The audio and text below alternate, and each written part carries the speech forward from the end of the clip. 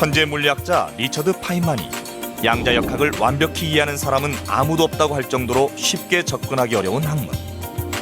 한국에선 절대 불가능한 일이야.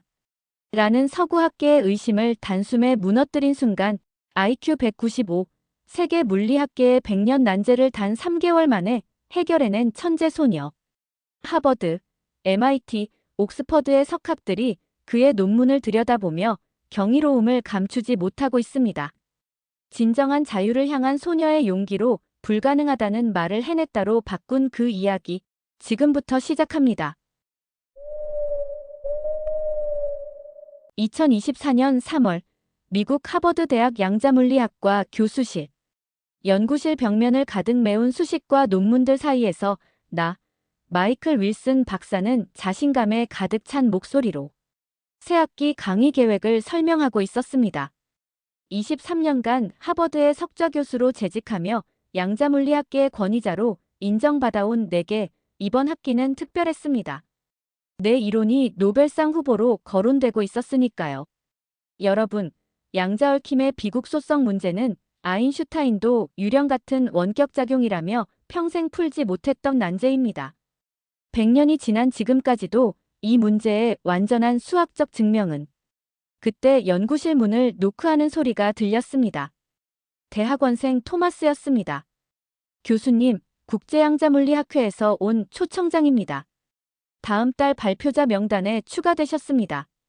서류를 흘끗 보던 나는 발표자 목록에서 눈을 떼지 못했습니다.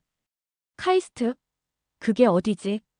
한국의 과학기술원입니다, 교수님. 세계 랭킹 30위권 대학이라고 합니다. 나는 무심코 웃음을 터뜨렸습니다. 아, 그래. 한국. 삼성과 현대자동차 말이지. 하지만 양자물리학?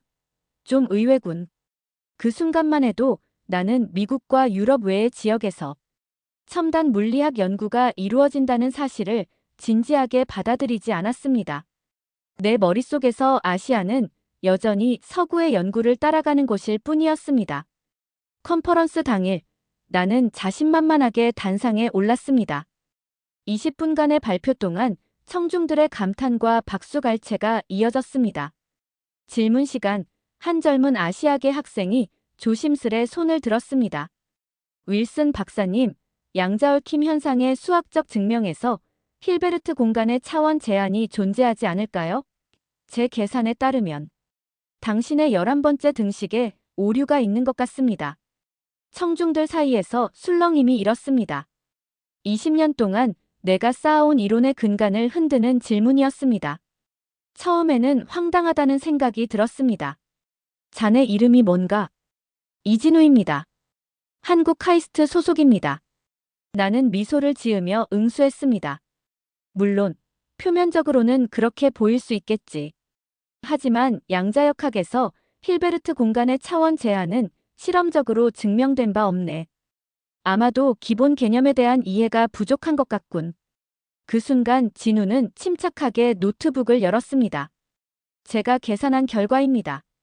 슈레딩거 방정식의 비선형성을 고려하면 양자얽힘은 특정 조건에서 힐베르트 공간의 차원 제약을 받게 됩니다. 스크린에 펼쳐진 수식들을 보며 나는 말문이 막혔습니다. 그건 내가 20년간 풀지 못했던 문제에 대한 접근법이었습니다. 이건 어디서 본 거지? 제가 3개월 전부터 연구해온 내용입니다. 나는 청중들의 시선을 의식하며 당황을 감추려 애썼습니다. 흥미롭군. 하지만 이런 가설은 더 엄격한 검증이 필요해. 세션 후에 더 이야기해보지. 발표가 끝난 후 나는 서둘러 그 한국 학생을 찾아갔습니다. 내 놀라움은 그가 대학원생도 연구원도 아닌 고등학생이라는 사실을 알았을 때 정점에 달했습니다. 고등학생이라고? 농담하는 거야? 진우는 겸손하게 고개를 숙였습니다. 네, 한국에서 왔습니다. 카이스트 영재 교육 프로그램에 참여 중입니다. 그의 노트북 화면에는 내가 평생 풀지 못했던 문제에 대한 놀라운 접근법이 펼쳐져 있었습니다. 나는 처음으로 내 평생 신념에 의문을 품기 시작했습니다. 이렇게 어린 나이에 그것도 아시아에서 온 학생이 이런 수준의 연구를. 진우와의 대화가 길어질수록 나는 그의 지식 깊이에 압도되었습니다. 그는 단순히 암기한 지식이 아닌 근본적인 이해를 바탕으로 말했습니다. 그리고 가장 놀라운 건 그가 이 모든 연구를 학교 공부 외의 시간에 독학으로 해냈다는 사실이었습니다. 학교에서는 이런 걸 가르쳐 주지 않아요. 밤마다 스스로 공부했습니다. 컨퍼런스가 끝난 후 호텔방으로 돌아온 나는 창밖을 바라보며 깊은 생각에 잠겼습니다. 내가 평생 믿어온 미국과 유럽만이 첨단 과학의 중심이라는 생각이 하루 만에 무너져 내렸습니다. 무언가 중대한 변화가 시작되고 있었습니다. 그리고 그 변화의 중심에는 한국에서 온 17살 소년이 있었습니다. 하버드로 돌아온 지 일주일이 지났을 무렵 깊은 밤 내 연구실 컴퓨터에서 이메일 알림음이 울렸습니다. 시계는 새벽 3시를 가리키고 있었습니다. 평소 같았으면 무시했겠지만 발신자 이름이 눈에 들어왔습니다. 마이너스 이진우. 윌슨 박사님께 컨퍼런스에서의 조언에 감사드립니다. 제 연구를 더 발전시켰습니다. 첨부된 논문을 검토해 주시면 감사하겠습니다. 양자얽힘의 힐베르트 공간 제약에 관한 완전한 증명을 포함했습니다. 이진우 드림. 이런, 또 무슨 소리를 하는 거야? 나는 반신반의하며 첨부 파일을 열었습니다. 그리고 그 순간 내 인생이 완전히 바뀌었습니다. 화면에 펼쳐진 것은 단순한 학생의 연구가 아니었습니다. 그것은 혁명적인 수학적 증명이었습니다. 아인슈타인이 유령 같은 원격, 작용이라 불렀던 양자얽힘의 비국소성 문제에 대한 완벽한 수학적 설명이었습니다. 100년 동안 물리학자들이 풀지 못했던 난제에 대한 우아하고 명쾌한 해답이 17살 소년의 손에서 탄생한 것입니다. 처음에는 믿을 수 없었습니다. 분명 어디선가 베낀 것이라 생각했습니다. 하지만 수식을 하나하나 확인할수록 이것이 전례 없는 원창적 연구라는 사실이 분명해졌습니다. 특히 놀라웠던 것은 진우가 물리학의 수학적 접근과 음악의 화성학 원리를 결합한 독특한 방법론이었습니다. 나는 미친 듯이 계산기를 두드리고 참고 문헌을 찾아보고 모든 과정을 검증했습니다. 5시간이 흘렀을 때 나는 완전히 압도되었습니다. 내 앞에 놓인 것은 노벨상감의 발견이었습니다. 손이 떨리는 것을 느끼며 답장을 썼습니다. 진우에게 논문을 검토했네. 솔직히 말하자면 충격적이야. 자네의 접근법은 혁명적이네. 몇 가지 질문이 있어. 화상 통화가 가능할까? 마이클 윌슨 드림. 3시간 후 우리는 화상으로 마주했습니다. 서울은 이미 저녁이었고 진우의 뒤로 작은 방이 보였습니다. 벽에는 물리학 포스터와 함께 피아노 연주 콩쿠르 상장들이 걸려 있었습니다. 내 증명 방식이 정말 놀랍구나. 특히 풀이의 변환과 양자얽힘의 관계를 음악적 하모니로 설명한 부분. 어떻게 그런 생각을 했지? 진우는 수줍게 웃었습니다. 사실 피아노 연주가 도움이 됐어요. 베토벤의 소나타를 연습하다가 문득 떠올랐습니다. 음악의 화성 패턴과 양자 상태의 중첩 원리가 수학적으로 유사하다는 걸 발견했거든요. 이 말에 나는 더욱 놀랐습니다. 그는 단순한 물리학 영재가 아니었습니다. 음악과 과학을 연결하는 르네상스적 사고를 가진 천재였습니다. 대화가 이어질수록 진우의 또 다른 면이 드러났습니다. 그는 화려한 상장과 달리 스스로를 숨기려 애쓰고 있었습니다. 사실 학교에서는 아무도 제가 이런 연구를 하는지 몰라요. 그냥 평범한 학생인 척해요. 왜? 내 재능을 왜 숨기지? 진우의 얼굴에 잠시 그림자가 드리워졌습니다. 눈에 띄면 기대가 따라오니까요. 부모님은 서울대 의대에 가길 바라세요. 세계적인 물리학자는 그분들의 계획에 없는 일이에요. 나는 그 말에 깊은 공감을 느꼈습니다. 어린 시절 신동으로 불리며 주변의 기대에 짓눌렸던 내 모습이 떠올랐습니다. 그래서 밤에만 연구하는구나. 네. 낮에는 의대 준비를 위한 공부를, 밤에는 제가 정말 좋아하는 물리학을 공부해요. 화상 통화가 끝난 후 나는 오랜만에 내 어린 시절 앨범을 펼쳐보았습니다. 12살의 나 하버드 최연소 입학생이라는 제목의 신문기사 옆에서 웃고 있었지만 그 미소 뒤에 숨겨진 압박과 외로움을 나는 잘 기억했습니다. 세상은 천재라는 이름 아래 얼마나 많은 것을 요구하는가. 다음 날 아침, 나는 과감한 결정을 내렸습니다. 진우를 직접 만나러 한국에 가기로 한 것입니다. 이건 단순한 학문적 호기심이 아니었습니다. 20년간의 학계 경력 동안 처음으로 나는 누군가의 멘토가 되고 싶다는 욕망을 느꼈습니다. 아니, 어쩌면 진우가 내 멘토가 될지도 모른다는 생각이 들었습니다. 비행기 표를 예약하며 내 머릿속에는 이상한 생각이 떠올랐습니다. 왜 하필 한국인가? 어떻게 저런 천재가 서구의 학계가 아닌 아시아의 작은 나라에서 나왔을까? 그리고 그 질문의 답을 찾아 나는 14시간의 비행을 시작했습니다. 서울행 비행기 안에서 진우의 논문을 다시 읽으며 나는 처음으로 내 평생 믿어온 서구 중심 과학이라는 패러다임이 무너지는 소리를 들었습니다. 인천국제공항에 도착했을 때 나는 여전히 진우가 다니는 학교가 최첨단 시설을 갖춘 엘리트 영재학교일 것이라고 상상하고 있었습니다. 하지만 현실은 내 예상과 완전히 달랐습니다. 택시 기사에게 주소를 보여주자 그는 고개를 갸웃거렸습니다. 선생님, 여기는 강남이 아니라 평범한 동네인데요. 특별한 학교가 있는 곳은 아닌데. 1시간 후 택시는 서울 외곽의 조용한 주택가에 도착했습니다.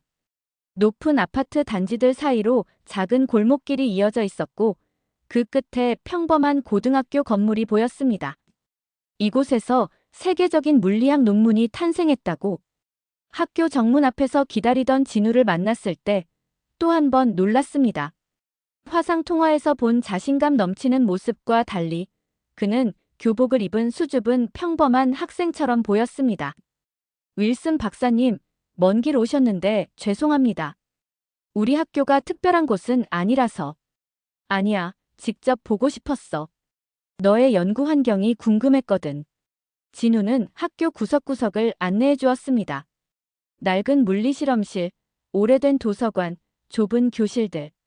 아무리 둘러봐도 세계적 천재가 탄생할 만한 특별한 시설은 보이지 않았습니다. 여기서 어떻게 그런 연구를 했니? 특별한 장비도, 멘토도 없이. 진우는 잠시 망설이더니 말했습니다. 방과 후에 보여드릴게요. 지금은 그냥 평범한 학생으로 지내고 싶어요. 오후 수업이 끝난 후 진우는 나를 작은 아파트로 안내했습니다. 방문을 열자 내 눈앞에 펼쳐진 광경에 입이 다물어지지 않았습니다.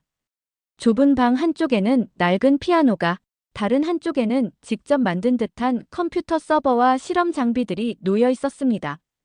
벽면은 온통 수식과 다이어그램으로 가득했습니다. 이게 내 진짜 연구실입니다. 진우가 컴퓨터를 켜자 놀라운 시뮬레이션 프로그램이 화면에 나타났습니다. 양자얽힘 현상을 3D로 시각화한 프로그램이었습니다. 이걸 직접 만든 거야?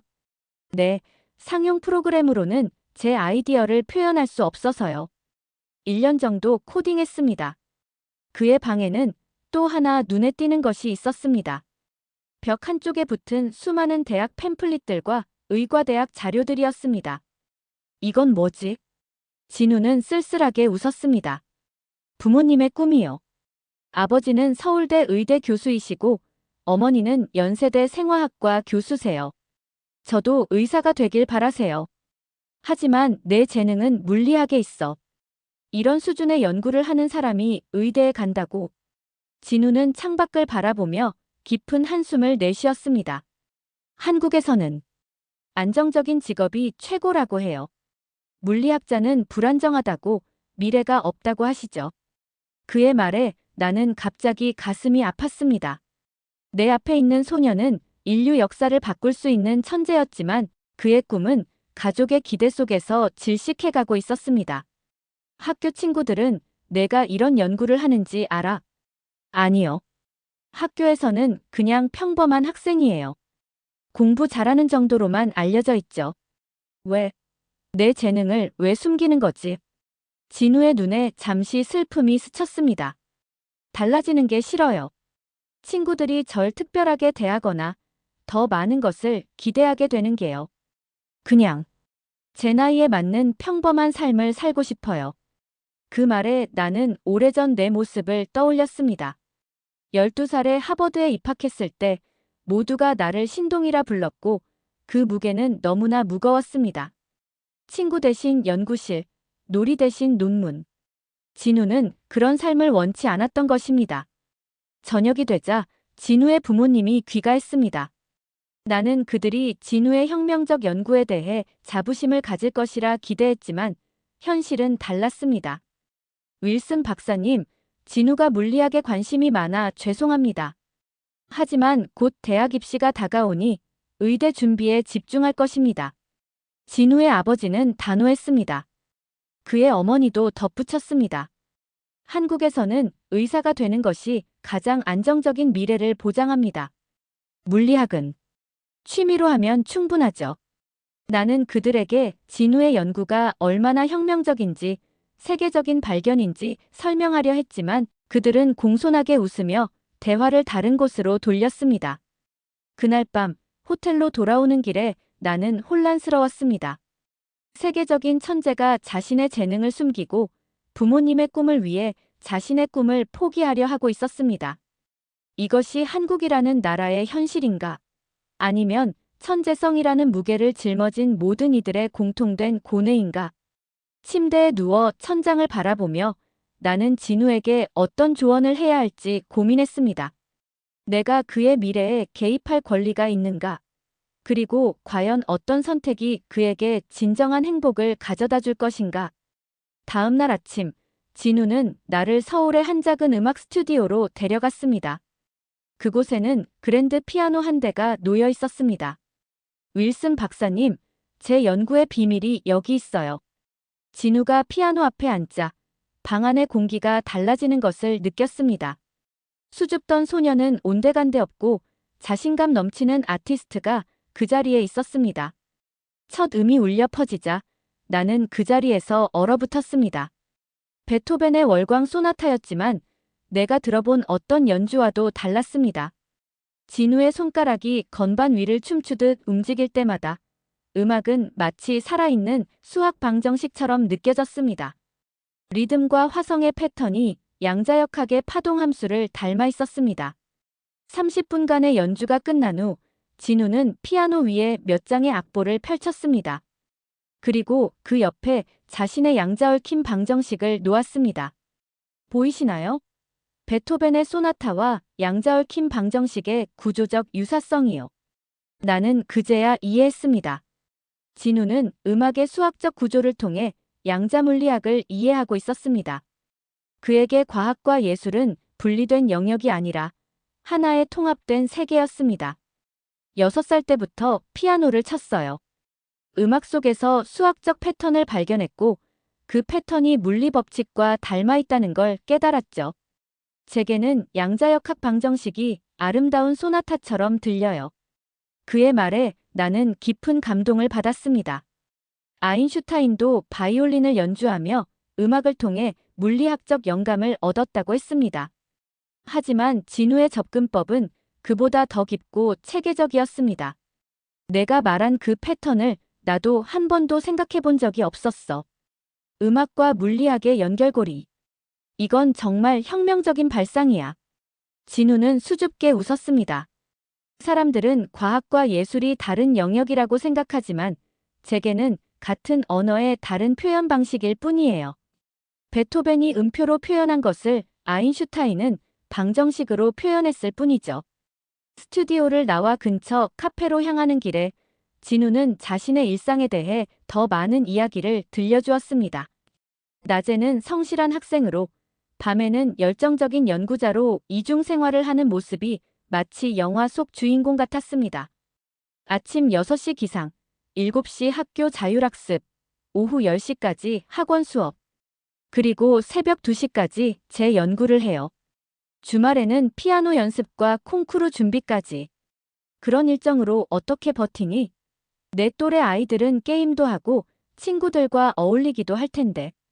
진우의 얼굴에 잠시 그림자가 드리워졌습니다. 솔직히 많이 외로워요. 친구들과 어울리면 좋겠지만 그러면 연구할 시간이 없어지니까. 그리고 제 생각을 이해해줄 친구도 많지 않고요. 그 말에 나는 가슴이 찡해졌습니다. 천재성의 축복과 저주. 나도 너무나 잘 알고 있는 감정이었습니다. 하버드에서 최연소 교수가 되었을 때 나는 세상의 부러움을 한 몸에 받았지만 동시에 그 누구와도 진정한 교감을 나눌 수 없는 외로움에 시달렸습니다. 요즘 들어 더 혼란스러워요. 제가 정말 원하는 게 뭔지. 물리학자가 되고 싶지만 부모님을 실망시키고 싶지도 않고 때로는 그냥 평범한 10대였으면 좋겠다는 생각도 들어요. 카페 창가에 앉아 진우를 바라보며 나는 그의 눈 속에서 깊은 갈등을 읽을 수 있었습니다. 그것은 겉으로 보이는 진로 고민을 넘어 자신의 정체성과 자유에 관한 근본적인 질문이었습니다. 진우야, 나도 내 나이 때 비슷한 고민을 했었어.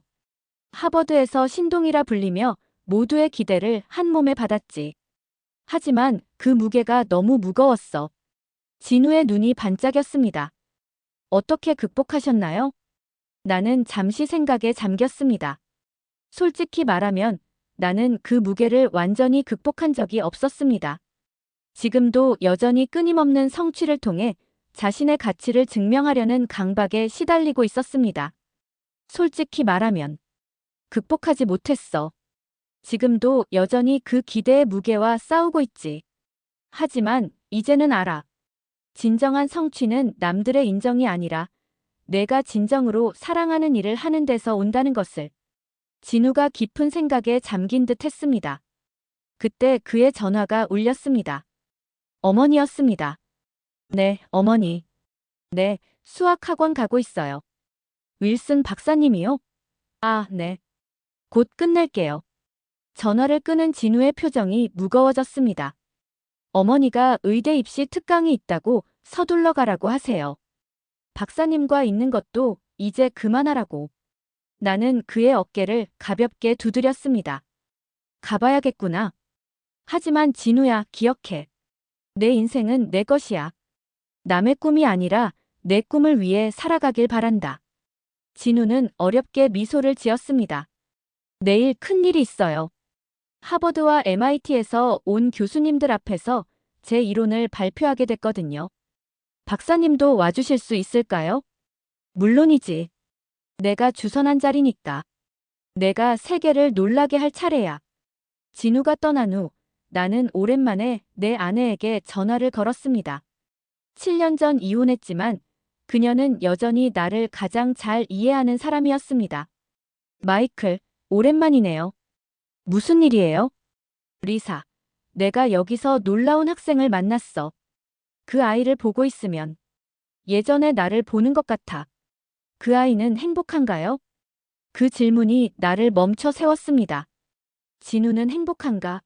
혁명적인 연구, 뛰어난 음악적 재능, 모범적인 학생.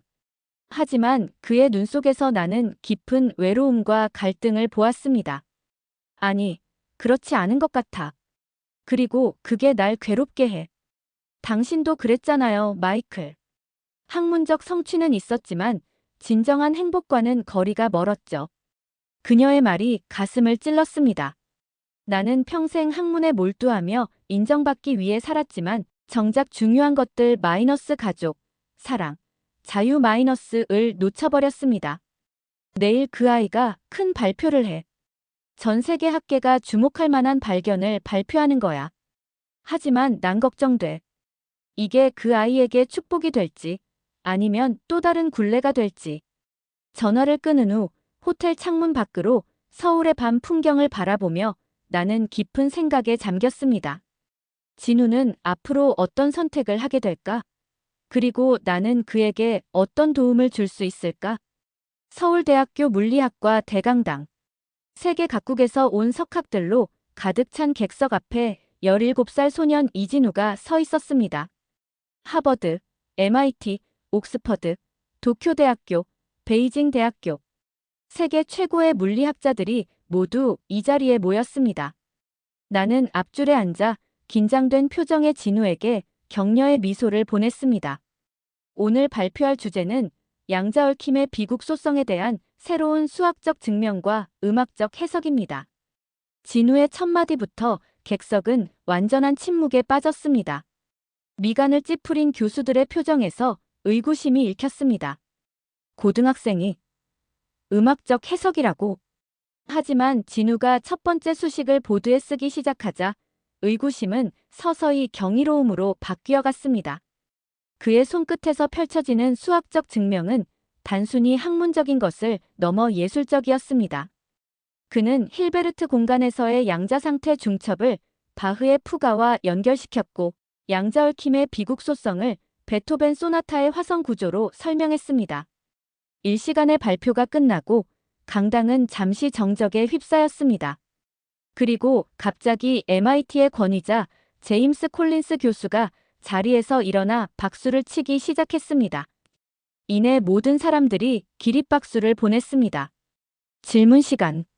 옥스퍼드 양자물리학과 마르틴 교수가 손을 들었습니다. 진우군, 솔직히 말해 처음에는 반신반의했네. 하지만 자네의 증명은 완벽해. 특히 음악 이론을 통한 접근법은 전례가 없는 혁신이야. 다만 한 가지 궁금한 게 있어. 어떻게 이런 연구를 혼자서 진행할 수 있었나? 진우는 잠시 망설이더니 대답했습니다. 사실 혼자가 아니었습니다. 음악이 저와 함께 했어요. 베토벤, 바흐, 모차르트. 그들의 작품에서 우주의 수학적 질서를 발견했습니다. 그리고 저를 믿어준 윌슨 박사님이 계셨고요. 그 말에 객석에서 따뜻한 웃음이 퍼졌습니다. 진우의 발표가 끝난 후 세계 각국의 언론은 앞다투어 17세 한국 소년의 세계적 발견을 보도했습니다. CNN, BBC, 뉴욕타임스. 진우의 얼굴이 전 세계 화면을 장식했습니다. 발표장 밖으로 나오자 기자들의 질문 세례가 쏟아졌습니다. 이진우 학생, 하버드와 MIT에서 특별 입학 제안이 왔다는데 수락할 예정인가요? 노벨상 후보로 거론되고 있는데 어떤 기분인지요? 한국의 교육 시스템이 당신 같은 천재를 만들어낸 비결이 무엇인가요? 질문이 쏟아질수록 진우의 표정은 점점 굳어졌습니다. 그의 눈에서 공포와 혼란이 읽혔습니다. 나는 서둘러 그를 기자들 사이에서 빼내 조용한 회의실로 데려갔습니다. 괜찮아. 너무 많은 일이 한꺼번에 일어났네. 진우는 창밖을 바라보며 떨리는 목소리로 말했습니다. 이제 어떻게 되는 거죠? 모두가 저를 천재라고 부르고 더 많은 것을 기대하고. 이건 제가 원한 게 아니에요. 그의 말에 가슴이 아팠습니다. 내가 최연소 하버드 교수가 되었을 때 느꼈던 그 압박감을 그도 이제 느끼고 있었습니다. 하버드에서 특별 입학을 제안했어. MIT와 프린스턴에서도. 모두 전액 장학금으로. 진우의 눈에 잠시 희망이 반짝였지만 이내 사라졌습니다. 부모님은 절대 허락하지 않으실 거예요. 의대를 가라고 하실 거고 이 모든 것이 물거품이 될 거예요. 그때 회의실 문이 열렸습니다. 진우의 부모님이었습니다. 그들의 표정은 복잡했습니다. 자랑스러움과 당혹감이 뒤섞인 모습이었습니다. 진우야, 내가 왜 우리에게 말하지 않았니? 이렇게 대단한 연구를 하고 있었으면 말이라도 해야지. 진우의 아버지는 혼란스러워 보였습니다. 말씀드려도 들어주지 않으셨을 거예요. 의대 준비나 해라. 피아노 콩쿠르나 준비해라. 그것밖에 안 하셨잖아요. 어색한 침묵이 흘렀습니다. 그때 진우의 어머니가 조심스레 말을 꺼냈습니다. 하버드에서 정말 특별 입학을 제안했니? 네. 전액 장학금으로요. 부모님의 표정이 미묘하게 변했습니다. 한국의 최고 명문대보다 하버드. 그 이름의 무게는 달랐습니다. 우리는 내가 안정적인 삶을 살길 바랐을 뿐이야. 의사라는 직업이 한국에서는 가장 존경받고 안정적이니까. 진우의 얼굴에 분노가 스쳐 지나갔습니다. 제 인생은 제 것이에요. 왜 부모님의 꿈을 제가 이뤄드려야 하나요? 전 물리학자가 되고 싶어요. 음악과 과학이 만나는 지점에서 새로운 발견을 하고 싶다고요. 진우의 부모님은 당황한 듯 했습니다. 아마도 항상 순종적이었던 아들이 처음으로 자신의 목소리를 내는 모습에 놀란 것 같았습니다. 회의실을 나와 로비에 도착했을 때 또 다른 기자들이 몰려왔습니다. 카메라 플래시가 쉴 새 없이 터졌고 질문이 빗발쳤습니다. 진우의 얼굴이 점점 창백해졌습니다. 이제 그만. 그만. 그리고 갑자기 진우는 바닥에 쓰러졌습니다. 과로와 스트레스로 인한 실신이었습니다. 구급차가 도착했고 진우는 병원으로 이송되었습니다. 병원 대기실에서 진우의 부모님과 함께 기다리는 동안 나는 깊은 생각에 잠겼습니다. 내가 이 모든 상황을 만든 것은 아닐까? 진우를 세계적 천재로 만들려는 내 욕심이 그를 이 혼란 속으로 밀어넣은 것은 아닐까? 진우의 상태가 안정되었다는 소식을 들은 후 나는 조심스레 그의 병실로 향했습니다. 창가에 누워있는 진우는 평소보다 더 작고 연약해 보였습니다. 미안해, 진우야. 내가 너무 서두른 것 같아. 진우는 약하게 웃었습니다. 아니에요. 박사님 덕분에 제 진짜 꿈이 뭔지 알게 됐어요. 그리고 그는 충격적인 말을 이어갔습니다. 전 결정했어요. 더 이상 천재로 살지 않기로요. 무슨 뜻이니? 내일 기자회견을 열어 발표할 거예요. IQ 검사 결과가 잘못되었고 제 논문에도 심각한 오류가 있다고요. 더 이상 천재가 아니라 그냥 평범한 학생으로 돌아가고 싶어요. 그 말에 나는 할 말을 잃었습니다. 진우는 자신의 천재성을 부정하고 모든 영광을 내려놓으려 하고 있었습니다. 하지만 왜? 내 발견은 진짜야. 세계를 바꿀 수 있는 연구라고. 진우의 눈에 결연한 빛이 돌았습니다. 그 세계보다 제 삶이 더 중요해요. 전 그저 제 나이에 맞는 삶을 살고 싶을 뿐이에요. 친구들과 어울리고 좋아하는 음악을 연주하고 천재라는 굴레에서 벗어나고 싶어요. 병실을 나오며 나는 혼란스러웠습니다. 진우의 선택이 옳은 것인지 그에게 어떤 조언을 해야 할지 내 마음속에는 답이 없었습니다. 호텔로 돌아와 창밖을 바라보며 나는 내 자신의 삶을 돌아보았습니다. 하버드 최연소 교수, 세계적인 물리학자, 수많은 상과 명예. 하지만 그 이면에는 이혼, 외로움, 끝없는 성취 강박증이 있었습니다. 과연 내 인생은 성공적이었을까? 진정한 자유와 행복을 찾았던가? 다음 날 아침, 진우의 기자회견 소식이 모든 방송에 생중계되었습니다. 그러나 예상과 달리 진우는 나타나지 않았습니다. 대신 병원에서 그가 사라졌다는 소식이 들려왔습니다. 남긴 메모에는 단 한 줄. 제 삶은 제가 선택하겠습니다. 진우는 사라졌고 세계는 혼란에 빠졌습니다. 천재 소년의 실종이라는 제목이 언론을 장식했습니다. 나는 무거운 마음으로 미국행 비행기에 올랐습니다. 하지만 내 가슴 한편에는 이상한 희망이 자리 잡고 있었습니다. 어쩌면 진우는 자신만의 길을 찾아 떠난 것일지도 모른다는. 하버드로 돌아온 지 6개월. 진우의 행방은 여전히 묘연했습니다. 경찰 수사, 인터폴의 수배, 언론의 추적. 그 어떤 노력에도 그는 흔적도 없이 사라졌습니다. 내 일상은 겉으로는 정상으로 돌아왔지만 마음속으로는 계속해서 진우를 걱정했습니다. 그러던 어느 날 연구실 메일함에 익명의 메시지가 도착했습니다. 첨부 파일은 진우의 추가 연구 노트였습니다. 발신지는 스위스 취리히. 마지막 페이지에는 짧은 메모가 있었습니다. 윌슨 박사님, 저는 잘 지내고 있습니다. 걱정하지 마세요. 제 연구는 계속되고 있고 언젠가 다시 만날 날을 기다립니다. -J. 그 메시지를 받은 날 밤 나는 오랜만에 깊은 잠에 들었습니다. 진우가 살아있고 자신의 길을 가고 있다는 사실만으로도 안심이 되었습니다. 1년 후 네이처 저널에 익명의 논문이 발표되었습니다.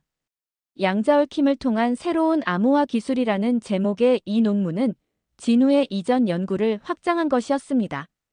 저자명은 단순히 제이라고만 되어 있었지만 그 접근 방식과 문체에서 나는 진우의 흔적을 분명히 볼 수 있었습니다. 그로부터 6개월 후 취리히에서 열린 양자물리학 컨퍼런스에 초청되었을 때 나는 마음속으로 진우를 만날 수 있으리라는 기대를 품었습니다. 그리고 그 예감은 적중했습니다. 호텔 로비에서 한 젊은이가 다가왔습니다. 이제 19살이 된 진우였습니다. 그는 더 이상 수줍은 고등학생이 아니었습니다. 자신감 넘치는 청년으로 성장해 있었습니다. 윌슨 박사님, 오랜만입니다. 우리는 취리히 호숫가 카페에 앉아 긴 대화를 나눴습니다. 진우는 자신의 1년간의 모험을 들려주었습니다. 병원을 탈출한 후 할아버지 댁으로 갔어요. 은퇴하신 할아버지는 제 유일한 동맹이셨거든요. 할아버지의 도움으로 스위스로 유학을 왔고 이름을 바꿔 새 삶을 시작했습니다. 왜 하필 스위스였어? 음악과 과학이 모두 존중받는 곳이니까요. 여기서는 제가 피아노를 연주하면서도 물리학을 연구할 수 있어요. 그 누구도 저에게 천재라는 레이블을 붙이지 않고 그저 제 연구와 음악 자체를 평가해주죠. 진우의 눈에는 이전에 보지 못했던 평온함이 깃들어 있었습니다. 부모님과는 연락하니? 처음엔 무척 화가 나셨죠. 하지만 점차 이해하기 시작하셨어요. 지금은 한 달에 한 번 영상통화를 해요. 처음으로 부모님이 제 선택을 존중해주는 것 같아요. 호숫가를 걸으며 진우는 자신의 새로운 연구에 대해 이야기했습니다. 양자얽힘을 이용한 암호화 기술, 음악 치료와 양자물리학의 융합. 그의 사고는 여전히 놀라웠지만 이제는 그 누구의 기대도 아닌 오직 자신의 호기심에 따른 연구였습니다. 내가 정말 행복해 보이는구나. 진우는 미소를 지었습니다. 네. 처음으로 제가 정말 원하는 삶을 살고 있어요. 학문적 성취도 중요하지만 그보다 더 중요한 건 제 삶의 주인이 되는 거였어요. 취리히에서의 만남은 내게 깊은 인상을 남겼습니다. 진우는 세상의 기대를 뒤로하고 자신만의 길을 선택했고 그 결과 더 창의적이고 자유로운 영혼이 되었습니다. 천재라는 굴레를 벗어던진 그는 역설적으로 더 위대한 발견을 이어가고 있었습니다. 하버드로 돌아온 후 나는 큰 결심을 했습니다. 20년간 지켜온 교수직을 사임하고 자유로운 연구자의 길을 택하기로 한 것입니다. 진우처럼 나도 이제 내 삶의 진정한 의미를 찾고 싶었습니다. 사임 소식이 학계에 퍼지자 많은 이들이 놀라워했습니다. 하지만 나는 처음으로 마음의 평화를 느꼈습니다. 이것이 진정한 자유의 시작이었습니다. 2년 후 2027년 봄 서울의 한 벤처 빌딩 앞에 취재진들이 모여들었습니다. 퀀텀 하모니라는 이름의 신생 기업이 혁명적인 양자 컴퓨팅 기술을 발표한다는 소식 때문이었습니다. CEO는 이제 21살이 된 이진우, 그리고 최고 과학 책임자는 다름 아닌 나, 마이클 윌슨이었습니다. 기자회견장에 등장한 진우는 더 이상 수줍은 소년이 아니었습니다. 당당한 기업가로 성장한 그는 카리스마 넘치는 목소리로 새로운 기술을 소개했습니다. 오늘 저희 퀀텀 하모니가 발표하는 뮤직 퀀텀 프로세서는 음악의 화성 구조와 양자, 알고리즘을 결합한 세계 최초의 양자 컴퓨팅 시스템입니다. 이 기술은 현존하는 어떤 슈퍼컴퓨터보다 1000배 빠른 계산 속도를 자랑하며 특히 신약 개발, 기후 변화 예측, 암호화 분야에서 혁명적 성과를 가져올 것입니다. 발표가 진행될수록 세계 각국의 기자들은 놀라움을 감추지 못했습니다. 질문 시간, 한 미국 기자가 물었습니다. 이진우 CEO님, 3년 전 갑작스럽게 세상에서 사라진 이유가 무엇이었습니까? 그리고 어떻게 이렇게 짧은 시간에 세계적인 기업을 일구어낼 수 있었습니까? 진우는 잠시 나를 바라본 후 미소 지었습니다. 저는 제 인생의 방향을 스스로 정하기 위해 시간이 필요했습니다. 한국을 떠나 스위스에서 1년간 익명으로 연구했고 그곳에서 진정한 자유와 창의성을 경험했습니다. 그리고 깨달았죠. 제가 정말 원하는 것은 한국으로 돌아와 제 조국이 과학기술의 새로운 중심이 되는데 기여하는 것이라는 걸요. 다른 기자가 질문을 이었습니다. 윌슨 박사님, 하버드 교수직을 사임하고 한국 스타트업의 CSO가 된 이유가 무엇입니까? 나는 진심을 담아 대답했습니다. 이진우를 만난 후 저는 과학의 미래가 어디에 있는지 깨달았습니다. 더 이상 서구만이 혁신의 중심이 아닙니다. 한국과 같은 나라들이 새로운 패러다임을 만들어가고 있습니다. 특히 한국의 교육 시스템과 문화에는 서구가 배워야 할 점이 많습니다. 우리가 놓치고 있던 것은 바로 조화였습니다. 예술과 과학, 전통과 혁신, 개인과 공동체의 조화. 진우의 천재성은 바로 이런 한국적 가치에서 비롯된 것이라고 생각합니다. 기자회견이 끝난 후 진우와 나는 회사 옥상에서 서울의 야경을 바라보며 지난 여정을 돌아보았습니다. 진우야, 내가 자랑스럽구나. 세상의 기대를 따르지 않고 내 길을 선택했잖아. 진우는 미소를 지었습니다. 박사님도요. 안정된 하버드 교수직을 버리고 이런 모험에 동참해 주셨으니까요. 사실 나도 처음으로 진정한 자유를 느끼고 있어. 그동안 나는 타인의 인정과 학문적 성취에만 집착해왔거든. 하지만 이제 알아. 진정한 혁신은 자유로운 영혼에서 비롯된다는 것을. 몇 달 후 퀀텀 하모니의 기술은 세계를 변화시키기 시작했습니다. 불치병으로 여겨졌던 몇몇 희귀 질환의 치료법이 개발되었고 기후변화 예측 모델의 정확도가 크게 향상되었습니다.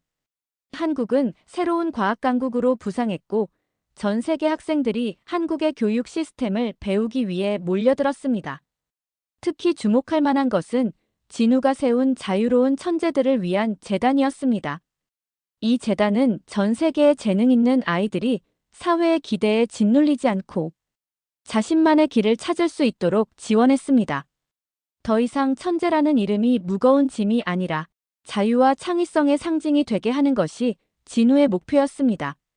어느 날 저녁 회사 내 작은 공연장에서 진우는 특별한 피아노 연주회를 열었습니다. 무대에 올라 관객들을 향해 말했습니다. 오늘 연주할 곡은 제가 직접 작곡한 양자의 춤입니다. 양자얽힘의 수학적 패턴을 음악으로 표현한 작품이죠. 과학과 예술은 결코 분리된 영역이 아닙니다. 둘 다 우주의 아름다움을 이해하고 표현하는 인간의 노력입니다. 피아노 선율이 퍼져나가는 동안 나는 객석에 앉아 감동의 눈물을 흘렸습니다. 진우의 음악에는 수학적 정확성과 예술적 영감이 완벽하게 조화를 이루고 있었습니다. 그것은 표면적인 음악을 넘어서 우주의 신비를 풀어내는 또 다른 언어였습니다. 연주가 끝난 후 진우의 부모님이 무대 위로 올라왔습니다.